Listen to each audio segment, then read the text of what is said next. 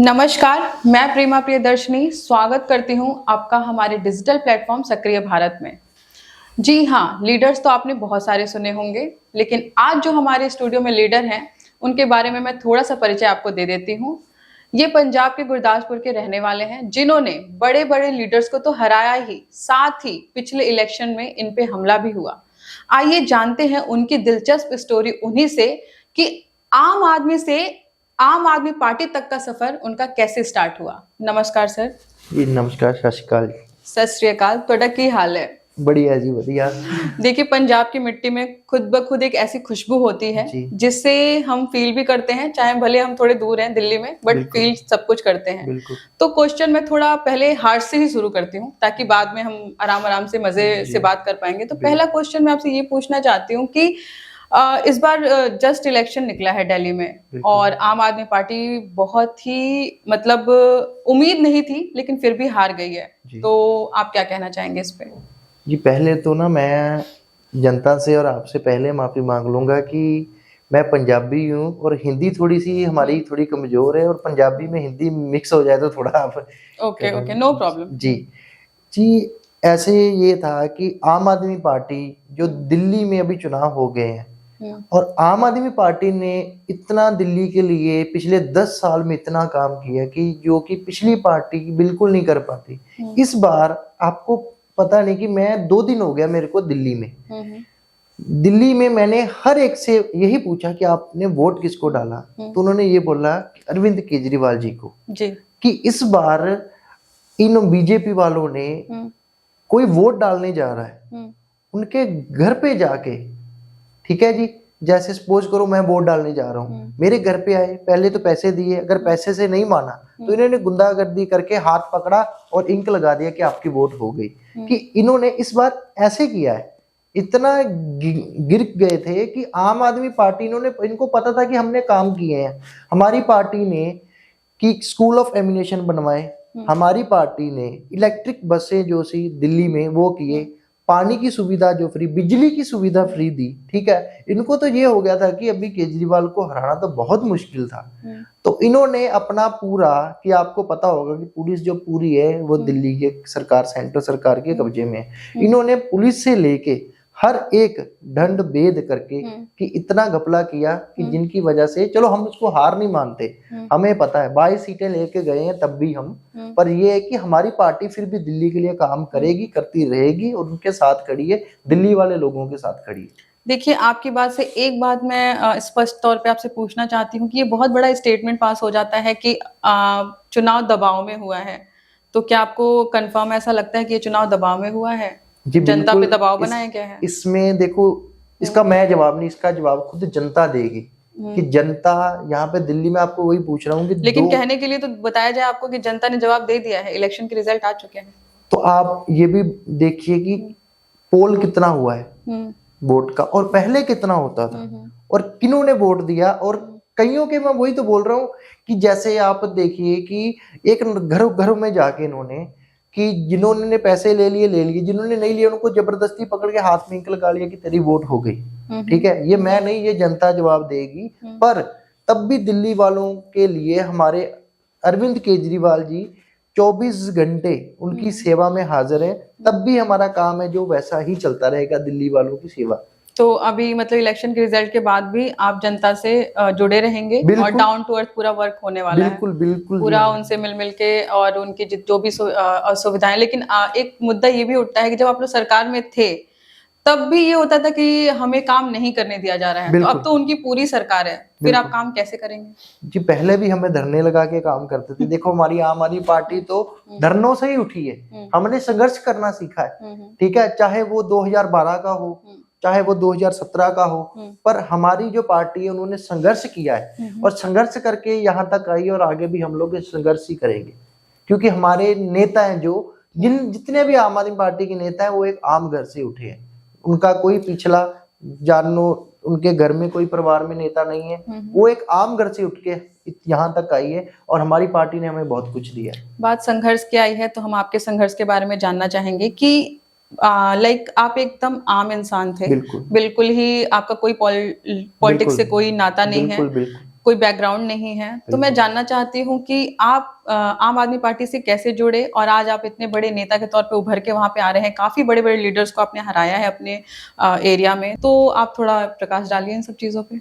जी, मैंने 2017 में आम आदमी पार्टी की गतिविधियां जब हमारी पंजाब में आई थी, दिल्ली से आम आदमी पार्टी उठ के हमारे पंजाब में जब आई थी, तो मैंने सबसे पहले तो इनका काम देखा कि दिल्ली में इन्होंने कैसे काम किया है। क्योंकि एक आम जनता के बारे में सोचने की बात बहुत बड़ी बात होती है। नहीं तो लीडर आजकल के करते हैं कि जब वोट मांगना होता है तो हाथ जोड़ के जाते हैं सबसे गरीब घर में, उसको बोलते हैं माता जी रोटी ला, माता जी ऐसे करो, है ना। फिर जब बन जाते हैं फिर उसी गांव की सबसे बड़ी कोठी देखते हैं, तो फिर गाड़ी सीधा उनके घर पे जाके रुकती है।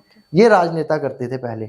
हमारी पार्टी जब 2017 की मैं आपको बात बताता हूँ कि जब मैं पार्टी की गतिविधियां देखी तो तब 2017 में पंजाब में सरकार थी कांग्रेस की, ठीक है।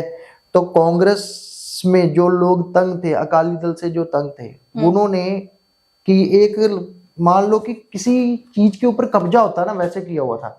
हम उस चीज से निकल के पार्टी का पलड़ा हमने थामने के बाद हम वो एक वर्कर हैं। मैं अभी भी आपको अपने आप को लीडर नहीं बोलता, हम आम आदमी पार्टी के वर्कर हैं। हम वो संघर्ष लीडर हैं, हम वो वर्कर हैं जिन्होंने आम आदमी पार्टी को नीचे लेवल से लेके सरकार बनाने तक।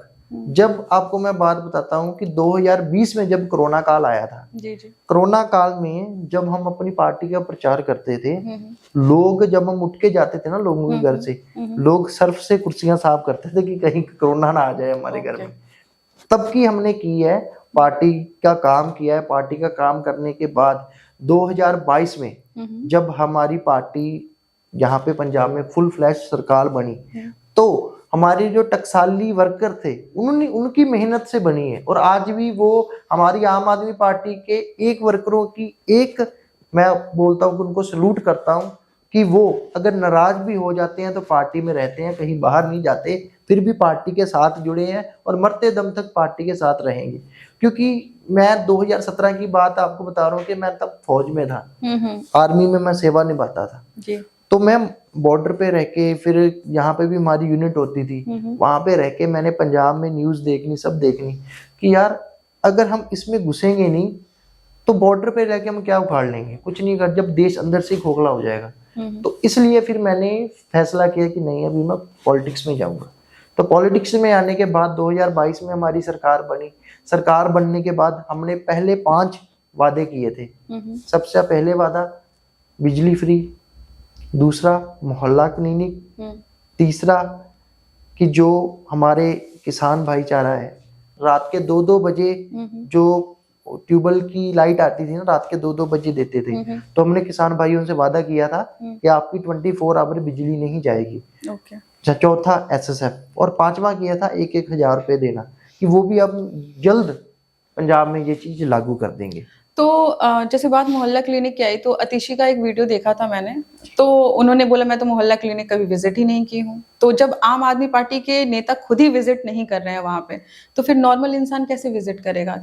यानी वहां सुविधाएं नहीं थी या फिर कोई और मुद्दा था? नहीं, उनका ये कहना था कि आम आदमी पार्टी के जब मोहल्ला क्लिनिक बने हैं, तो मोहल्ला क्लिनिक के बाद वहां पे एक इंचार्ज लगाया गया है, जिसकी सेहत मंत्री, शिक्षा जो बोलते हैं कि मेडिकल, वो पूरी उनकी जांच है। जो जैसे फॉर एग्जांपल मैं आपको बताता हूँ कि अभी आपका तो शहर है, हमारे उधर गांव पड़ते हैं, हमने 5-5 गांव में एक मोहल्ला क्लिनिक बना रखा है, और 5-5 गांव में एक, और 10 मोहल्ला क्लिनिक में एक इंचार्ज लगा रखा है कि जो डेली की रिपोर्ट्स कितनी गई हैं, कितने वो आए हैं, मरीज आए हैं, किनका इलाज, किनका रेफर हुआ है, किनकी दवाई ये गई है, उनकी जो एक लिस्ट है वो डेली की रिपोर्ट बना के जो वहां के मेडिकल अफसर SMO जिसको हम बोल देते हैं, उसके पास जाती है। और वो फिर जो वहाँ के लीडर हैं, जो सेहत मंत्री हैं, उनके पास जाती है कि ये फिर वो जो डेली की रिपोर्ट CM साहब के पास पुटअप होती है। कि इसलिए उन्होंने बोला होगा कि हम कभी विजिट नहीं किया, क्योंकि जब भी मैं आपको बताऊं कि मैंने खुद जब मोहल्ला क्लिनिक के उद्घाटन किए थे, हमने जाके खुद किए थे। तो हमारे वहां पे, क्योंकि मैं अपने पंजाब की बात बताता हूँ आपको कि हमारे उधर जब भी मोहल्ला क्लिनिक में वो डॉक्टर बैठते हैं, स्पेशलिस्ट बैठते हैं, OPD डे होता है, तो हमारे 5 गाँव के पास में जितने भी 5 गाँव हैं, वहाँ की जनता जो वहाँ पे विजिट करती है। तो पंजाब में जो मोहल्ला क्लिनिक है वहां से वहाँ की जनता सेटिस्फाइड है? बिल्कुल 101%, क्योंकि 10-10 हजार के, मैं आपको बताता हूँ कि जो टेस्ट 10-10 हजार के प्राइवेट हॉस्पिटल में जो लोग, मैं करता हूँ कि तंग आ जाते थे, ठीक है, उनको फ्री इलाज हो रहे हैं 10-10 हजार तक। अच्छा। तो वो क्यों ना सेटिस्फाइज होंगे, वो तो खुद बोलेंगे ना कि हमारा, कि आप खुद ही देखो आपके दिल्ली में जो सरकारी हॉस्पिटल हैं प्राइवेट से अच्छे हैं कि नहीं, आपने कभी विजिट किया होगा, जी। है ना। तो वहां पे हर एक मेडिसिन से लेके, हर एक सुविधा से लेके, वो हमारी आम आदमी पार्टी की सरकार ने दी है, क्योंकि हमारी आम आदमी पार्टी की सोच है कि हम जनता का पैसा जनता तक कैसे पहुंचाएं, ये मोटिव है, क्योंकि लोगों की सेवा करना हमारा धर्म है, वो हम करेंगे। और इन सब जब से रिजल्ट आया है तो कहीं ना कहीं एक बहुत बड़ी अफवाह कह लें या ये रियलिटी है, मैं आपसे पूछना चाहती हूँ क्योंकि आप पार्टी के नेता हैं, तो क्या जो ये आ रहा है बात कि पंजाब में भी सरकार चेंज होने वाली है, ये बात इसमें कितनी सच्चाई है? जी देखो, कि पंजाब के सीएम बीजेपी ज्वाइन करने वाले हैं? नहीं देखो, 94 पंजाब में एमएलए की सरकार बनी है, इतनी मजबूती की सरकार आप पहला देख लीजिए इतिहास, कहीं नहीं बनी। 94, क्योंकि 117 सीटों में से 94 की एमएलए, एक हमारे एमएलए की पीछे डेथ हो गई थी लुधियाने की, ठीक है जी, तो उनकी सरकार बनी है। तो इतनी फुल फ्लैश सरकार में कोई ऐसे बोल सकता है? ये तो विरोधियों का काम बोलना है, क्योंकि इनको और कोई काम नहीं है। ये सुबह सुबह उठते हैं, उठते ही देख के भगवंत मान को गाली देने लग जाते हैं कि ये काम कैसे कर रहे हैं, ये इनका कोई काम नहीं है। क्योंकि आपको मैं बताता हूँ, जिन्होंने ये बात बोली थी ना, एक बात और आती है इसी में, मैं ऐड ऑन करना चाहती हूँ कि लोग ये भी कहते हैं, जितना मैंने सुना है, अब आप सच्चाई बताइए, कि लोग ये भी कहते हैं कि केजरीवाल जी सीएम को काम नहीं करने देते हैं पंजाब में। जी नहीं, वो तो अभी मैं आपको बताऊं कि हमारी मीटिंग्स जो होती रहती हैं कि सीएम साहब के, तो चलो वो ऊपर का लेवल है ना, वो ऊपर के लेवल के, पर ये है कि केजरीवाल साहब हो चाहे भगवंत मान साहब हो, चाहे हमारे कोई भी सीनियर लीडर हो, उनका यही मोटिव है, काम करो, ठीक है। वो मैं आपको बात बताना चाहता हूँ कि सीएम साहब के, हमारे मानयोग सीएम साहब है, जिनकी वजह से हम लोग आज यहाँ पे बैठे हैं, वो एक ऐसे इंसान है कि वो एक नीचे लेवल से लेके ऊपर तक आने वाले वो एक इंसान है। वो एक मिडिल क्लास बंदे की फीलिंग को समझते हैं। आपके जो मुंह में होगा, जो आपके दिल में होगा, वो उनके मुंह में आ जाएगा, बल्कि वो समझ जाते हैं, और वो यही कोशिश करते हैं कि मैं अपने पंजाब को रंगला पंजाब कैसे बनाऊं। तो आप ये सोचिए कि जिन्होंने दिल्ली में इतने काम किए, तो वो क्या पंजाब के मुख्यमंत्री को ये बोलेंगे कि आप काम मत करो? काम हो रहे हैं, सब कुछ हो रहा है, पर 75 साल जिन्होंने हमारे ऊपर राज किया है, हमारी सरकार को तो बने हुए 3 साल हुए हैं, तो 75 साल का जो गंद है वो धीरे धीरे साफ होता है। और हमारा तो चौन निशान भी झाड़ू, उसका काम है सफाई करना, तो वो कर रहे हैं हम लोग। ओके, तो अब थोड़ा आगे बढ़ते हुए मैं आपसे पूछना चाहती हूँ कि क्या जब इलेक्शन में रिजल्ट आया तो केजरीवाल जी से विजिट हुआ आपका, मिले आप उनसे? जी मैंने उनके बाद तो मिला नहीं, कल हमारी मीटिंग हुई थी, बट उसमें मतलब कि सारे सीनियर मंत्री, कैबिनेट मिनिस्टर्स और एमएलए की मीटिंग थी, तो उनके बाद अभी मेरी मीटिंग नहीं हुई, बट अभी हमारा जल्द ही मीटिंग होगी हमारे संगठन की, तो उसमें फिर हम बेहतरीन काम कैसे करेंगे, आने वाली चीजों में योजनाएं बनने स्टार्ट हो गई। बिल्कुल बिल्कुल, अभी हम दुगनी तेजी से पंजाब में काम होंगे हमारे, क्योंकि हम अभी बोल रहे हैं कि मॉडल ऑफ पंजाब का ये काम करेंगे कि जो ऐसा कहीं भी काम नहीं होगा वो पंजाब में काम होगा, कि वो पंजाब एक वो बन जाएगा, कि मॉडल बन जाएगा सबके लिए कि स्टेट में कैसे काम हो रहे हैं। अब बात चली है पंजाब की, तो पंजाब में राघव चड्ढा जी का भी बहुत नाम आता है, उनका क्या भूमिका है और वो कैसे काम कर रहे हैं? जी वो संसद है हमारे पंजाब के, तो वो बहुत ही अच्छा काम कर रहे हैं। अभी पिछले दिन ही आपने देखा होगा हमारे सांसद संदीप पाटिल जी, जिन्होंने पूरे संसद में, ये आपको पता होगा कि पंजाब में ड्रग्स की जो मात्रा है वो दिन ब दिन बढ़ रही थी। जब से हमारी सरकार आई है, हमने इतनी कंट्रोल की है कि दूसरी सरकारों ने ये काम किया था, बट हमारी सरकार जब से आई है, जो ड्रग्स का काम करते थे, जिन्होंने ड्रग्स की ब्लैक कमाई से अपनी प्रॉपर्टीज बनाई हुई थी, हमारी सरकार ने वो सभी सील्स करती तो ये कहाँ का न्याय है कि पंजाब में ड्रग्स बंद कर रहे हैं और दिल्ली में 2-2 बॉटल शराब बांटी गई, ऐसा क्यों? देखो शराब, आपको मैं बताता हूँ कि शराब है ना जो, वो एक पंजाब को बोल रहा हूँ कि गवर्नमेंट ऑफ इंडिया की पॉलिसी है, उनकी फैक्ट्रीज लगाई जा रही है, मतलब कि वो लीगल है पंजाब में, सॉरी, इंडिया में। बट ड्रग्स जो ऐसा है, ड्रग्स लीगल नहीं है, इसलिए वो तो हमें पता है कि लीगल नहीं है, लेकिन उसको स्टॉप करना, पर कहीं ना कहीं नशा is not a good thing, चाहे वो जो भी है। तो मेरा ये मानना है कि अगर ये चीज उधर स्टॉप की जा रही थी, तो इधर बढ़ावा मतलब क्यों? वो तो एक पैटर्न में चलती ही है चीजें जो गवर्नमेंट ने सेट कर रखी है, तो फिर ये फ्री दारू बांटने वाला सिस्टम नहीं, फ्री नहीं, मैं आपको वही तो बता रहा हूँ कि जैसे आप बोल रहे हो कि ये भी एक नशा है ना, तो गवर्नमेंट ऑफ इंडिया के हाथ में है, सेंट्रल सरकार के हाथ में है, तो वो फैक्ट्री बंद कर दे।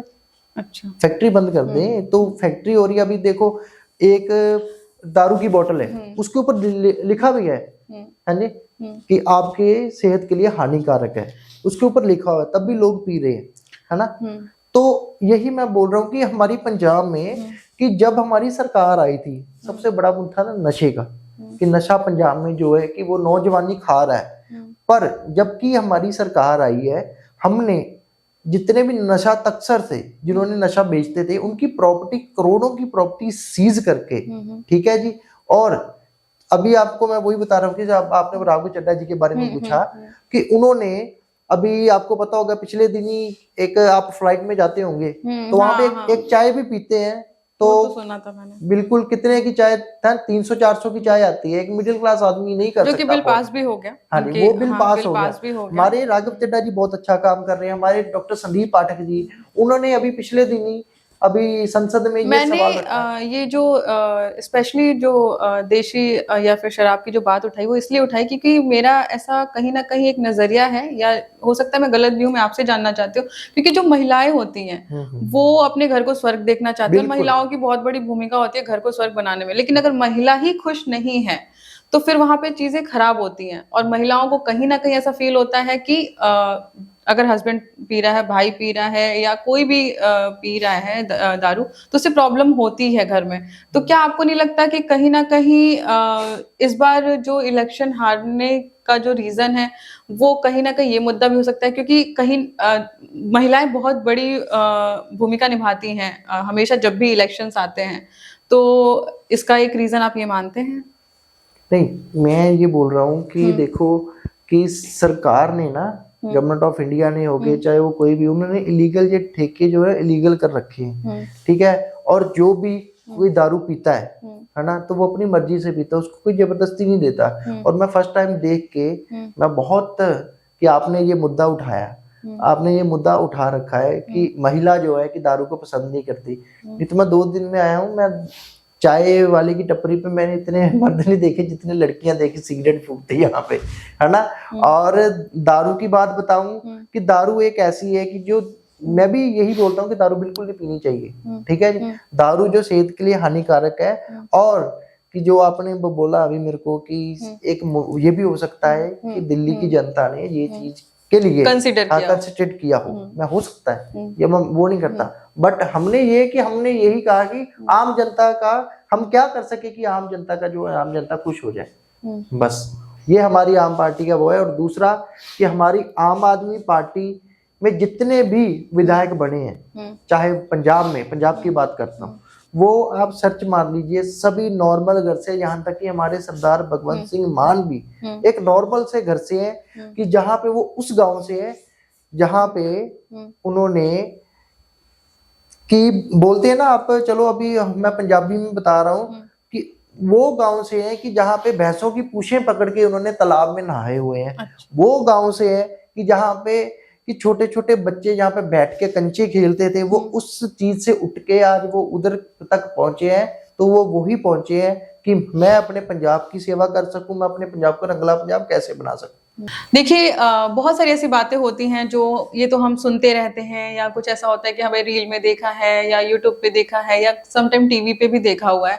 कुछ ऐसी बातें जो हम नहीं जानते हैं पॉलिटिशियंस के बारे में, लाइक राघव चड्ढा जी के बारे में, चाहे सीएम के बारे में, या फिर आपके अरविंद केजरीवाल जी के बारे में। तो मैं आपसे कुछ ऐसे क्विक क्वेश्चंस पूछूंगी और आपको बताना है कि किनका नेचर कैसा है, ठीक है। जैसे कि मान लीजिए कि मैं बताऊं कि अरविंद केजरीवाल जी हैं, तो आपको बॉलीवुड का कोई एक हीरो रेफरेंस में लेके उनसे कनेक्ट करके बताना है, ताकि मेरी जनता समझ पाए कि उनका नेचर कैसा है। ठीक है, तो स्टार्ट करते हैं। तो आप मुझे ये बताइए कि अरविंद केजरीवाल जी को आप किस हीरो से कंपेयर करते हैं? जी, अरविंद केजरीवाल जी को मैं कंपेयर करता हूँ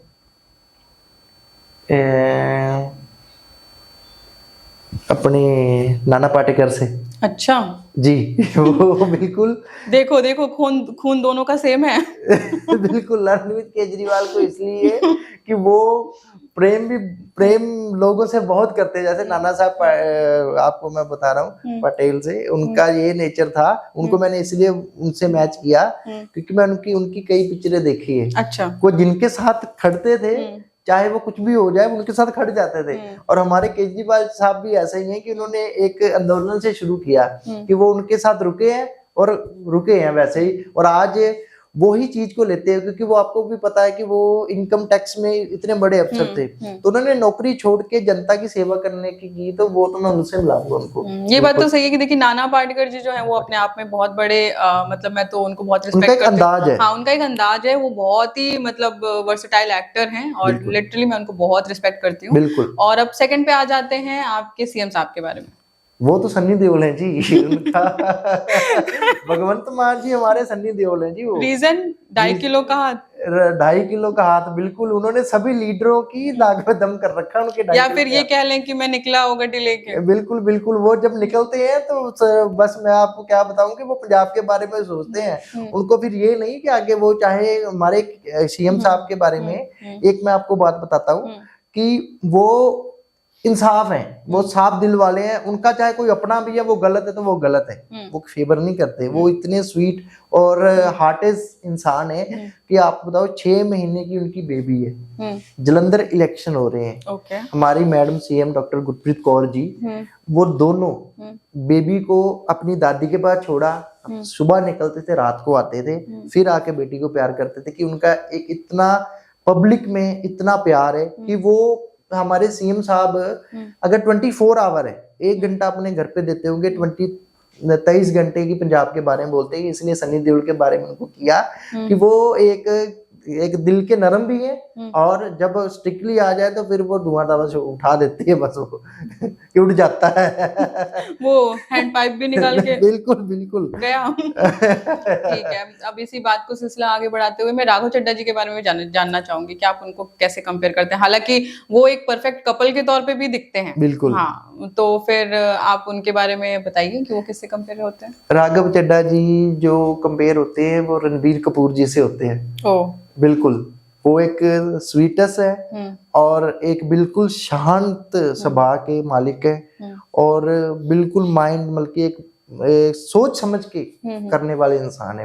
अच्छा, मतलब बहुत थॉटफुल हैं। बिल्कुल, बहुत कदम उठाने से पहले 100 बार सोचेंगे। 100 बार सोचते हैं। और उन्होंने जो भी मुद्दे आज तक संसद में उठाए हैं वो बिल्कुल जेन्युइन और थॉट है कि बिल्कुल कि जनता के लिए क्या परफेक्ट है। और आतिशी मैम के साथ तो मेरा बहुत बल्कि कम है। मैं पर भी उनको अगर मैं कंपेयर करूं तो कंपेयर उनका मैं श्रीदेवी जी से। रीजन क्या मैच करता है? क्या मैच करता है उनका नेचर में ये मैच होता है कि वो बहुत ही शांत स्वभाव की, मतलब कि सुनने वाली हैं और उनके बाद सुनने के बाद वो नाप तोल के फिर आगे बोलती है। जैसे मैंने श्रीदेवी जी को भी कई इंटरव्यू में देखा है कि वो पहले जितने भी 4-5 लोग बैठे होंगे वो पहले सुनती हैं, सुनने के बाद उन्होंने 1-2 ही जवाब देने हैं, ज्यादा वो भी नहीं जवाब देती। इसलिए मैंने उनके ऊपर उनको किया श्रीदेवी जी। आतिशी भी सीएम बनी रिसेंटली और काफी चर्चाओं में रही, लेकिन अभी जब इलेक्शन के रिजल्ट आए थे तो आतिशी जी का एक बहुत डांस वीडियो भी बहुत वायरल हुआ। बिल्कुल। उसका क्या है आप बिल्कुल, इसीलिए तो मैंने श्रीदेवी जी के साथ कर दिया उनका कंपेयर। आपने तो उनको देखा ही होगा, बल्कि लोग उस पे कमेंट भी कर रहे थे कि पार्टी के हारने के बाद का डांस, तो वो क्या था? मतलब नहीं, वो देखो उन्होंने अपनी विधानसभा देखो, आज आप भी देखो कि अगर आतिशी जी जीती हैं, जरनैल सिंह जी जीते हैं, हमारे वो जीते हैं, क्या नाम है, तो लोग, मतलब मेरा क्वेश्चन ये था, कहने का मतलब तात्पर्य मेरा ये है कि लोग ये कह रहे थे कि पार्टी के हारने का गम नहीं है और अपने जीतने की खुशी है। वो एक क्लियरिटी चाहती है जनता कि आतिशी जी आखिर डांस क्यों कर रही थी, आम आदमी पार्टी हार चुकी है, या अपने जीत को मानती हैं, या फिर वो पार्टी को थोड़ा सा अलग मानती हैं, क्या है? कहाँ है आप बताओ, जनता हमारी, हम कहाँ, हम अपने आप को हारे नहीं मानते। ये तो इन्होंने आप खुद ही देखो कि एक धोखा करके BJP party, Bharatiya Janata party को इतना डर हो गया था कि अगर इस बार भी हार जाते है, हारना तो था इन्होंने, अगर ये धोखाधड़ी नहीं करते 100 आज फिर से वोटिंग हो जाए, एक ईमानदारी के साथ वोटिंग हो जाए, तो मैं कहता हूँ हमारी आम आदमी पार्टी फिर से सत्ता में आ जाएगी। पर आपको भी पता होगा कि जब वोटिंग हो गई थी तो सरकारी दफ्तर थे जहाँ पे फाइलें पड़ी, इन्होंने सील कर दिया था। ठीक है जी, इन्होंने बिल्कुल सील कर रखा था। इन्होंने इतना धक्का किया, इन्होंने, आपने वीडियोस भी कई देखी होंगी, हमारे आम आदमी पार्टी के लीडर लाइव होके वहां पे हल्ला कर रहे हैं, यहाँ पे पैसे बट रहे हैं, पर उनको कोई नहीं देख रहा। ये पूरी जनता के सामने आने, अगर क्योंकि जनता आवाज उठाए तो ये सरकारें ठीक हो सकती हैं। अगर जनता आवाज नहीं उठाएंगी तो इन्होंने, वो दिन दूर नहीं है कि जब ये सरकारें जो कि आपके ऊपर राज करने के बाद, क्योंकि बाबा साहब अम्बेडकर जी ने जो हमें अधिकार दे रखे हैं, वो 1 नेशन 1 इलेक्शन आपको पता होगा मोदी जी कर रहे हैं, तो ये हमारे से अधिकार भी ये मतलब कि ले लेना चाहते हैं। तो मैं पूरी जनता को यही निवेदन करूंगा कि आने वाले अभी जो भी दिन है वो आप यूथ के हैं, तो यूथ को इतना एक्टिव हो जाना चाहिए कि आपके हक जो है आप अपने हक पे खड़े हो सके, क्योंकि ये लीडर है ना, लीडर जनता बनाती है, जनता लीडर बनाती है, लीडर जनता को नहीं बना सकता। देखिए, जब रिजल्ट आता है तो पक्ष और विपक्ष एक दूसरे पे आरोप बिल्कुल करते ही हैं, तो इससे अलग हटके मैं आपके बारे में जानना चाहूंगी कि मैंने जब रिसर्च किया था तो मैंने सुना था कि आपके ऊपर हमला हुआ था पिछले इलेक्शन में, उसका क्या है? उसका ये था कि आपको पता होगा कि जब जिमनी चोन पंजाब में हो रही थी, तो हमारे उधर पंजाब में 5 जिमनी चोन हो रही थी। हमारा डेरा बाबा नानक वहां पे विधानसभा पड़ती है गुरदासपुर के बिल्कुल बॉर्डर, पाकिस्तान बॉर्डर पे। तो वहां पे हम लोग कंपेनिंग कर रहे थे। कंपेनिंग करने के बाद मैं अपने घर पे वापस आ रहा था। वहां पे आपको पता होगा कांग्रेसी लीडर सुखी रंधावा जी, जो कि आजकल संसद है, एमपी मेंबर ऑफ पार्लियामेंट है, तो वहां से मैं वापस आ रहा था अपनी इस प्रचार करने के बाद। तो मैं जैसे ही वहां पे, हमारे वहां पे गांव पड़ जाता है, उसका नाम रुडियाना है, रुडियाना। मैं उनकी ना, हमारे वहां पे ऐसे नहर चलती है, तो वहां पे जैसे आया तो पीछे पीछे, आपको पता पंजाब में फॉग बहुत, दिल्ली में भी पड़ी है, वहां भी इतनी फॉग थी कि भगवान जाने की बंदा नहीं दिख रहा था ऐसे सामने। तो मैं तब भी मतलब की गाड़ी अपनी धीरे धीरे करके मतलब की सड़क पे किनारे किनारे जा रहा था। मैंने पीछे देखा कि मेरे पीछे ना गाड़ियां लग चुकी 2, तो मेरे को ये था कि धुंध बहुत है, धुंध के साथ पीछे बंदा ले लेता है इशारा, वो लाइट की वजह से ले लेता है कि साथ साथ ही चलते रहे। बिल्कुल बिल्कुल। तो मेरे को ये था कि कि बंदा जा रहा है। तो मैं जैसे ही किलोमीटर आगे गया तो वहां पे थोड़ा सुनसान आ जाता है, तो मैं जैसे आगे गया, इन्होंने ऐसे किया कि पीछे से लेके गाड़ी मेरे साइड में मारी। तो मैंने फिर भी ये किया, मैं कहा यार नहीं दिखा होगा बंदे को, धुंध है। मैंने अपनी गाड़ी धीरे की, पहले धीरे थी 20-25 की स्पीड में थी, मैंने और धीरे कर दी। जैसे मैंने धीरे की, दूसरी गाड़ी ने आके आगे से रोक दी। जब ये हो गया तो मेरे को फिर डाउट हो गया कि नहीं, पक्का कुछ गड़बड़ है। बट मैंने फिर भी, भगवान जाने, मेरा वाहिगुरु जाने कि मैंने वहां से कैसे गाड़ी लेके गया। गाड़ी लेने के बाद जैसे मैं आगे गया, कब समथिंग लगा लो कि 200 मीटर आगे गया, इन्होंने 2 बार मेरी गाड़ी को ठोका। तीसरी बार जब गाड़ी ठोका, मेरी गाड़ी पलट गई। जैसे पलटी, इन्होंने पीछे से निकले थार। तो भगवान जाने कि साथ में ना हमारे, आपको पता होगा पंजाब में ना बाहर डेरे पड़ जाते हैं, बल्कि जो बाहर गांव घर होते हैं। उन्होंने ये आवाज सुन ली मेरी गाड़ी गिरने की भी, उनके जैसे वो उन्होंने हल्ला किया, उनको पता चल गया कि कोई आ गया, उन्होंने गाड़ी भगाई। तो यही बोलते हैं, जाको राके साइयां मार सके ना कोई। तो आप अपने इस हमले के लिए किसी को जिम्मेदार मानते हैं? जी, ये तो वही है कि जिनको मैं अच्छा नहीं लग रहा, या जो पंजाब के नेक कामों में दखल देना चाहते हैं, या जिनकी आंखों में मैं रड़क रहा हूँ कि एक नॉर्मल घर का बेटा इतनी ऊपर कैसे, और अगर आ भी गया और जनता उनको प्यार कर रही है, जनता प्यार कर रही है, क्यों कर रही है? क्योंकि उनका बेटा बन के काम कर रहा हूं मैं, और इनको जी अच्छा, क्योंकि जिनको सत्ता का नशा हो जाता है ना, तो वो फिर जब उनकी जगह पे कोई आता है तो उनको फिर अच्छा नहीं लगता।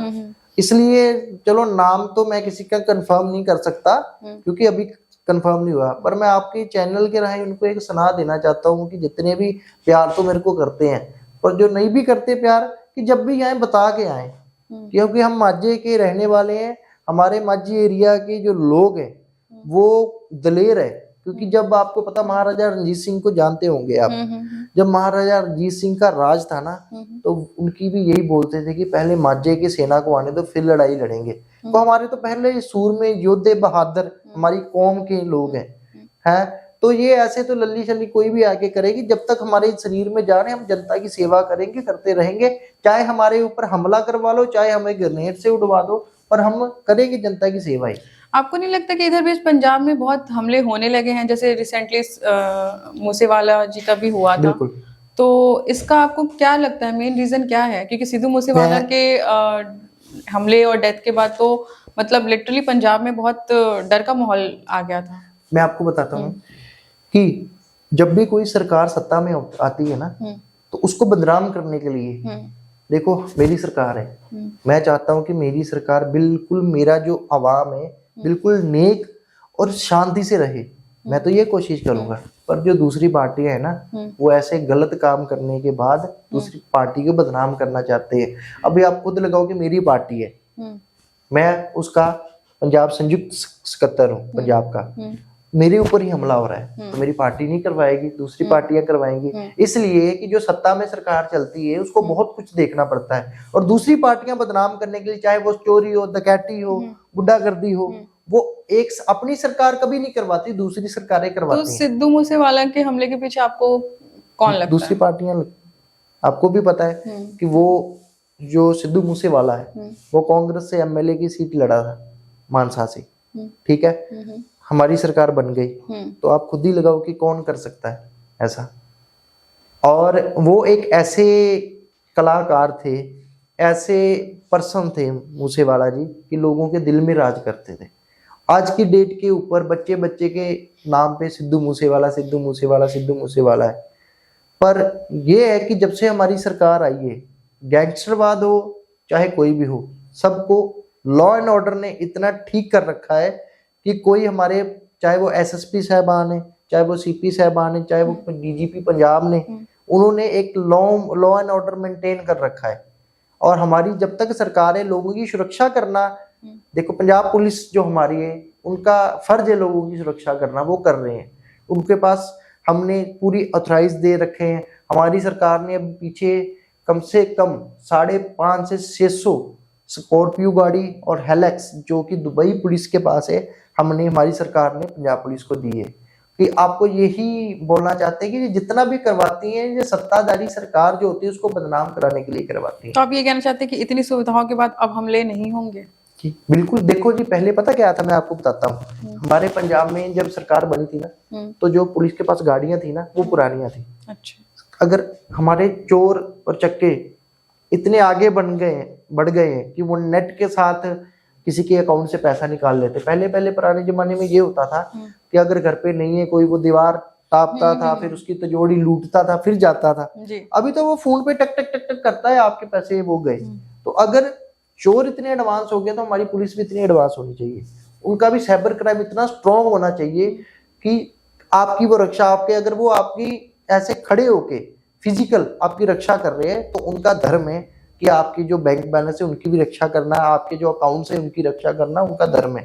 तो हमारी पंजाब पुलिस ने, हमारे सरदार भगवंत सिंह मान जी ने इतने स्ट्रॉन्ग वो कर दिए कि उनको भी नेक्स्ट लेवल की जो है टेक्नोलॉजी है उनको लेके दी है। और अभी आपको एक मैं और बात बताता हूँ कि हमारे स्कूल के जो टीचर थे, टीचर्स को उनको विदेश भेजा गया कोचिंग लेने के लिए। अभी वो वहां से कोचिंग लेके आए हैं और अभी सरकारी स्कूल में उनको, बच्चों को वही ज्ञान देने के लिए उनको भेजा। और ऐसे ही कई टीचर हैं जिनको अभी फॉरेन भेज रहे हैं कोर्सों करने के लिए। तो आप ये कह रहे हैं कि वहाँ पे शिक्षा का काम बहुत स्पीड में चल रहा है और आप टीचर्स को बाहर भेज के और इंडिया में शिक्षा का काम बढ़ा रहे हैं। बिल्कुल। अभी मैं आपको दिल्ली की बात बता देता हूँ। यहाँ पे हमारे ऐसी भाईचारे का लड़का था सुशांत, उसने दिल्ली सरकार से स्कॉलरशिप लिया और लंदन में वो अपनी डिग्री करके आया।